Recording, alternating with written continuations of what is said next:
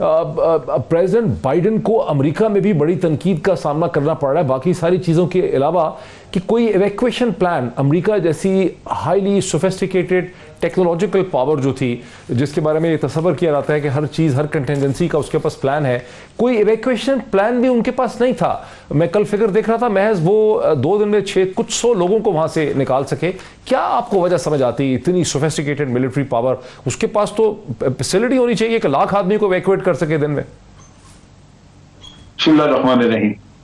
देखिए, ये जो कुछ हुआ वहां पे इतना अचानक और इतने थोड़े वक्त में हुआ कि गालिबन आउट ऑफ स्टेप हो गए वो लोग जो समझ रहे थे कि हमारे पास काफी वक्त है और हम आसानी से इसको मैनेज कर लेंगे, कि थोड़े थोड़े करके लोग निकलते रहे। लेकिन ये आपने देखा कि अमेरिका जो है वो बिल्कुल हैरान रह गया कि ये उनकी आर्मी जो तैयार की थी इतनी, उसने भी कोई मज़ामत ना की, आवाम ने कोई मज़ामत ना की। और आपको याद होगा कि पहले मलेशिया जो थी उन्होंने बड़ा काम किया था, तालिबान के खिलाफ बड़ी लड़ाई हुई थी, इस्माइल खान और अताउल्लाह नूर, दोस्तम वगैरह। आज ये लोग इकट्ठे नहीं कर सके, ये मलेशिया बना नहीं सके। नतीजा ये कि या भाग गया या सरेंडर किया। तो वो जो चीज थी, जब अवाम एक सिस्टम को, एक करप्ट सिस्टम को, एक करप्ट गवर्नमेंट को जो किसी के सहारे बाहर से जो गैर ने बना के रखी वहां पे, उसको कबूल ना करें तो फिर वो कोलैप्स करेगी चीज।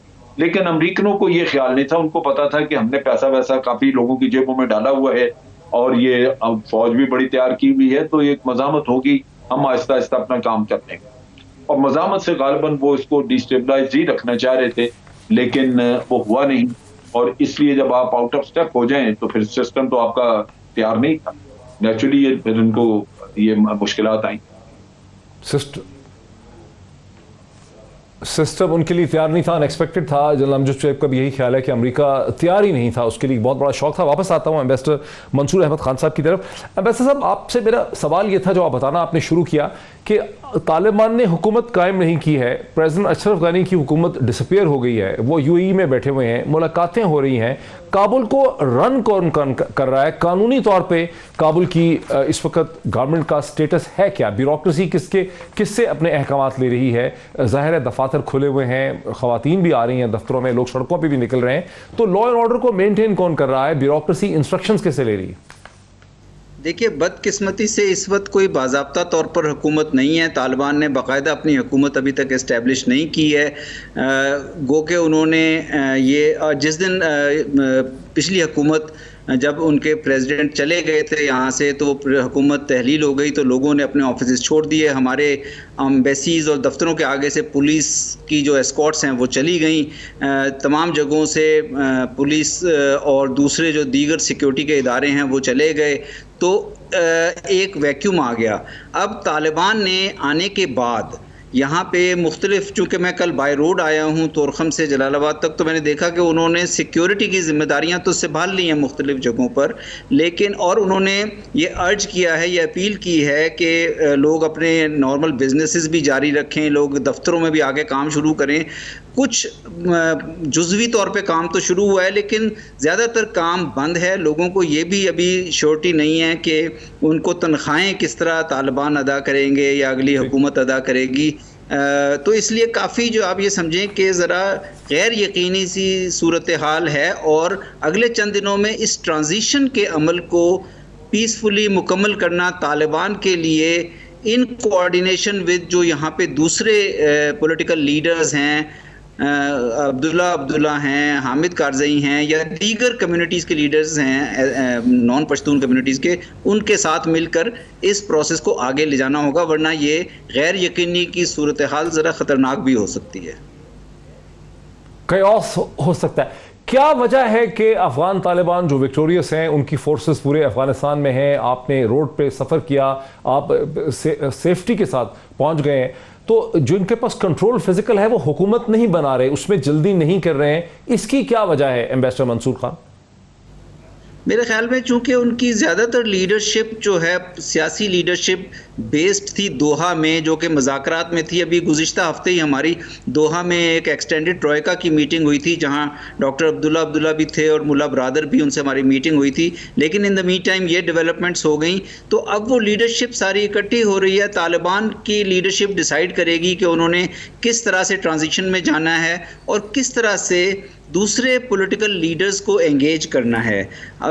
इंटरनेशनल कम्युनिटी इस प्रोसेस को मॉनिटर कर रही है। हम भी एक्सटेंडेड ट्रोइका में, जिसमें अमेरिका, रूस, चीन और पाकिस्तान शामिल हैं, इसको क्लोजली फॉलो कर रहे हैं। यूएस, रशिया, चाइना और पाकिस्तान, एक्सटेंडेड ट्रोइका। तो हम भी इसको क्लोजली फॉलो कर रहे हैं कि यहाँ से किसी किस्म के केओस या किसी किस्म की बदअमनी या किसी किस्म की सिविल वॉर और खूनरेजी की तरफ हालात ना जाएं।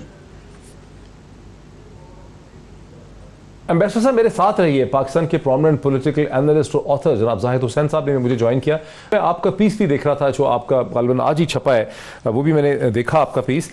आपको साथ ही आप तक भी ये खबर पहुंची होगी कि अफगानिस्तान के जो रिजर्व्स थे, जो फंड्स थे, जो पैसे थे, जो डॉलर अमाउंट थे, वो तो अमेरिका की फिजिकल पोजेशन में है, तकरीबन $9 बिलियन। वो अगर इस हुकूमत को, अभी तो हुकूमत बनी भी नहीं है, लेकिन इस हुकूमत को अगर ये सरमाया और ये पैसा नहीं मिलेगा, इस हुकूमत ने ज़ाहिर है पुलिस को, एडमिनिस्ट्रेशन को, ब्यूरोक्रेसी को तनख्वाहें देनी है, स्कूलों, कॉलेजों, यूनिवर्सिटीज़ के टीचर्स को तनख्वाहें देनी है। तो आप समझ रहे हैं कि अमेरिका के हाथ में क्रंच है कि वो तालिबान को मजबूर करेंगे क्या करना है? नहीं, देखिए ये तो बात सही है कि इस वक्त जो सूरत हाल है, बावजूद इसके कि तालिबान ने एक लिहाज से जो है कामयाबी हासिल की है, तमाम बड़े शहरों पे जो है कब्जा है।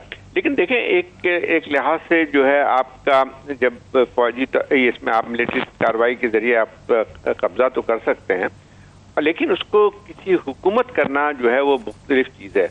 और ख़ास तौर पे अफगानिस्तान की सूरत हाल में जहाँ पे जो है इतनी ज़्यादा डिवीज़न मौजूद है, 20 साल से जो है एक ऑक्यूपेशन भी थी वहाँ पे, और एक एथनिक जो है डिवीज़न भी है, सब कुछ है, तो वहाँ पे आसान नहीं होगा कि तालिबान अपनी हुकूमत सिर्फ बना ले। उसके अलावा और भी चीज़ है कि देखें, अफगानिस्तान का सबसे बड़ा मसला यही है, चाहे कोई भी हुकूमत हो, इससे पहले भी हुकूमत थी, उसकी जो है जितनी भी एक लिहाज से पूरा बजट ले लें आप, 90% है उनकी जो है तमाम ज़रूरियात जो हैं इक़्तिसादी, वो सब की सब जो है बाहर की एड से आती थी।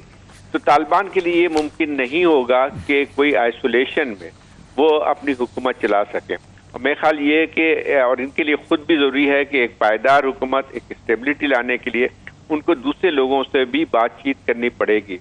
और ख़ुद जो है तालिबान जो भी कहते हैं, और मेरे ख्याल इंटरनेशनल प्रेशर भी है हर तरफ से, सिर्फ अमेरिका की बात नहीं है, जैसे अभी ट्रोइका प्लस की बात आ रही थी, उसमें पाकिस्तान भी है, चाइना भी है, रशिया भी है। तो इन सब की तरफ से एक ही बात आ रही है कि इंक्लूसिव गवर्नमेंट होनी चाहिए। और मेरा ख्याल ये है कि जब आपको इंटरनेशनल रिकग्निशन के लिए ज़रूरी है कि तमाम इन शराइत को ही पूरा किया जाए। तो अब ये बात इस किस्म की जो आपने बात की है कि फॉरेन एक्सचेंज रिजर्व जो है उसको फ्रीज कर दिया गया है, तो ये भी तरीका इस्तेमाल किया जाएगा।